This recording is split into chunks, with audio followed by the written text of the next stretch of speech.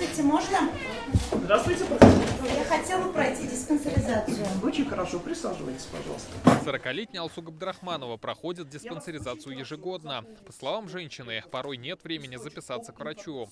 А во время такого медосмотра можно обойти всех специалистов, в том числе и узких. Выявляемость заболевания очень высокая. По телевизору слышу, по своим близким слышу, что заболевание, например, сахарного диабета очень растет, онкология растет.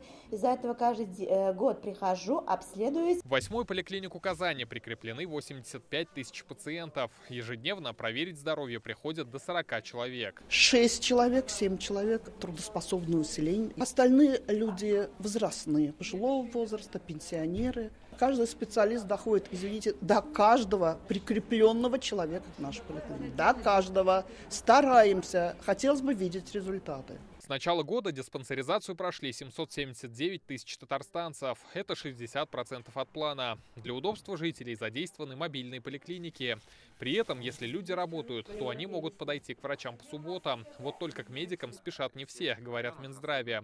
Руководствуются правилом: не болит, значит не надо. Возраст от 40 до 65 лет как раз трудоспособный, он крайне ригидный, или же по-другому, крайне недисциплинирован по отношению к своему здоровью. И как раз-таки это вот основная группа проблемная, где мы наблюдаем минимальное посещение по вот таким мероприятиям, как диспансеризация.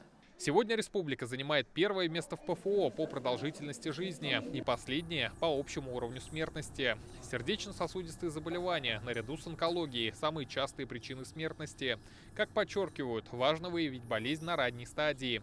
Для этого и нужна диспансеризация. За текущее время нам удалось выявить у 1500 человек рак первой-второй стадии. Более 90% рак первой-второй стадии, если выявляется, мы говорим смело, что мы спасем этого человека, и он, скорее всего, забудет вообще про это заболевание в дальнейшие годы. На пороге в республике эпидсезон. Не дремлют также ковид и лихорадка западного Нила. Как отметили врачи, в этом году подъем заболеваемости гриппом начнется в ноябре. Прививаться сейчас самое время. Ожидайте где-то сейчас, вот как будет холодно, дождливо, прохладно, сыро, вот тогда и пойдет ОРВИ. Рамиль Галиуллин, Адель Мендубаев, ТНВ, Казань.